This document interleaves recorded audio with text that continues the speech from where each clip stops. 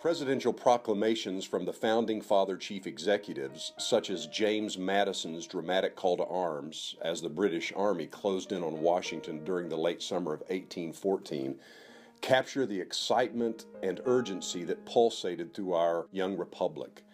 With the possible exception of President Abraham Lincoln's Emancipation Proclamation, Americans today are probably unfamiliar with presidential proclamations. While some have been essentially ceremonial, proclamations have been the vehicle for some presidential firsts, such as proclaiming a day of Thanksgiving.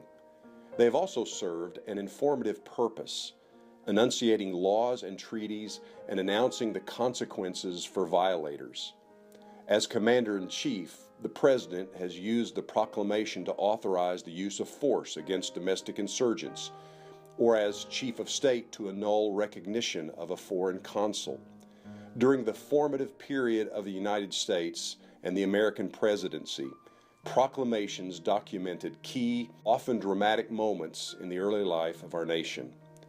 3 years ago, in August of 2011, the College Hills Elders also issued a proclamation. They marked a key moment in the life of our congregation. This decree was based on the conviction that we as a church should and must do all we can to nurture and build a vibrant, everyday faith in our homes. On that Sunday morning, our shepherds stood before the congregation and said, "We believe that Christianity is losing too many of its young people. Too many Christians are fading away and leaving the church. We believe that the home is the primary place where faith is nurtured, yet many of us have outsourced or ignored the spiritual formation for our children. Faithful, Christ-like living isn't consistently happening in many of our homes today.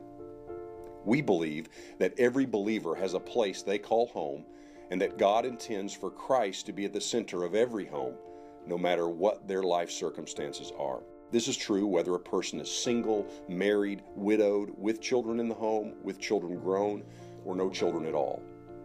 We believe that the most effective place for the gospel to be known, lived, and proclaimed to the world is from the home. When converted men and women fulfill their God-given role of making disciples at home, generations are transformed and the gospel is spread exponentially. We believe a healthy family blesses the church, and a healthy church blesses the family. We believe that as the family goes, so is the future of the church. Religious life in the home is more influential than the church. Together, mom and dad are 2-3 times more influential than any program in church. We believe that since parents are the primary faith trainers, we must have a clear partnership between church and family with training for parents. Families and churches must work together to accomplish the all-important task of passing along the faith. We believe a major part of the remedy to this modern-day situation can be found in the ancient words of Moses in Deuteronomy 6. Love the Lord your God with all your heart, with all your soul, and with all your strength. These commandments that I give you today are to be upon your hearts. Impress them on your children. Talk about them when you sit at home, when you walk along the road, and when you lie down, and when you get up. Today's world is a very different world than what we've known before. Unbelievably rapid change is taking place. What we knew and counted on in our culture in the past is not necessarily the case today. We cannot depend on other institutions and other people to do the job for us. As parents, we must accept the responsibility to train and nurture our young. It is necessary for parents to be more intentional than ever in passing on the legacy of faith. From this day forward, we call the church and all its families to a higher standard. It is because of these beliefs and for these reasons that we intend to covenant as a congregation to become a church that builds faith at home. We will embrace a strategy to equip parents to be the primary influence in the faith development of their children. We will expect, encourage, equip, and educate our entire church family.